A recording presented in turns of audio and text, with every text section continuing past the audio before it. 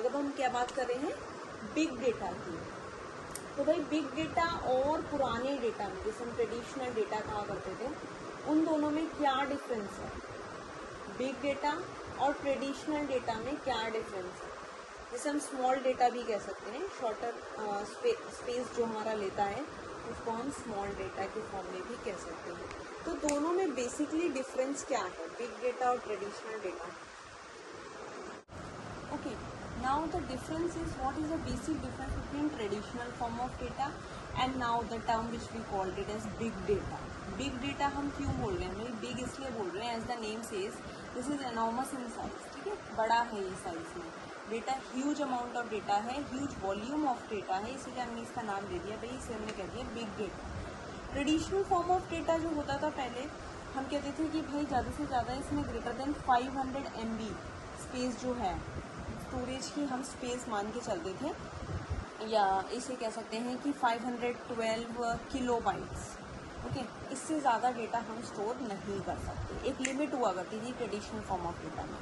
So there was always a limit in traditional form of data that you cannot store the data greater than 500 MB or we can say 512 kilobytes of data। ये एक standard size हुआ करता था पहले, ये इसकी एक limitation थी, एक डिसएडवांटेज थी, जिसकी वजह से हमें डेटा, स्कैटर्ड डेटा को अरेंजमेंट में थोड़ा इशू, थोड़ी एम्बिग्यूटीज जनरेट होती थी, right. Now coming on to our big data concept. अब यही लिमिटेशंस को कवर करने के लिए ये बिग डेटा का कॉन्सेप्ट आया है। इसमें क्या होता है, बेसिकली डेटा जो है huge sizes as we have already discussed. So ये जनरली किस फॉर्म में स्टोर होता है, हमने कहा ये MB KB में नहीं, ये basically petabytes, this is a term called petabytes of data store होता है, राइट। पेटाबाइट्स हम इक्वल टू कह सकते हैं कि भाई ये होता है सम थाउजेंड्स ऑफ टेराबाइट्स। ओके, तो इस फॉर्म में हमारा डेटा जनरली स्टोर हो रहा है, या similar to it we can say exabytes में स्टोर हो रहा है। एक्साबाइट्स इक्वल टू होता है हमारा थाउजेंड्स ऑफ पेटाबाइट्स। इसी तरीके से आगे ये साइज बढ़ता चला जाता है स्पेस, ठीक है, zettabytes, yottabytes and so on.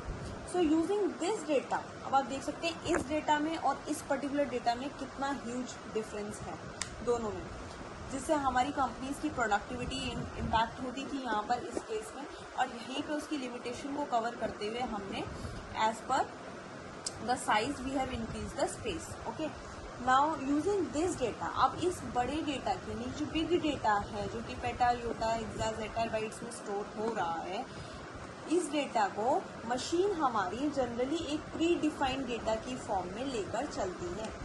Usually this data machine take it as predefined data, मतलब ये अब उसके लिए प्री डिफाइंड डेटा हो जाता है एक तरीके से, और इसी डेटा के बेसिस पे वो अपने प्रेडिक्शंस जनरेट करती है, ठीक है।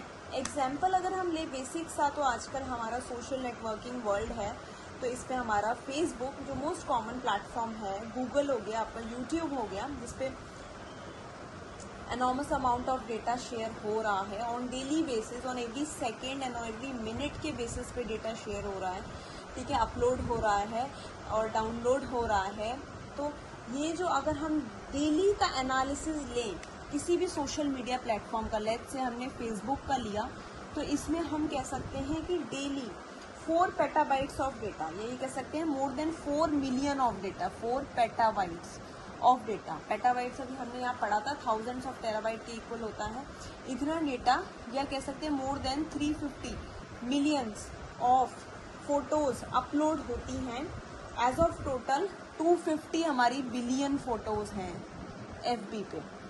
ये गुड फॉर नॉलेज है, इसे हम अपने माइंड में we can keep it whenever you face any sort of interview, you can say that कि जो हमारा, अगर हम एक सोशल मीडिया प्लेटफॉर्म की बात करें, तो जो फेसबुक है हमारा, basically 350 million of photos daily upload होती हैं डेली बेसिस पे as per our survey says, and out of 250 billion of photos. Okay, so this is the generally, और 350 मिलियन फोटोज जो अपलोड होती हैं वो भी फर्दर डाउनलोड होती हैं, शेयर होती हैं, ठीक है।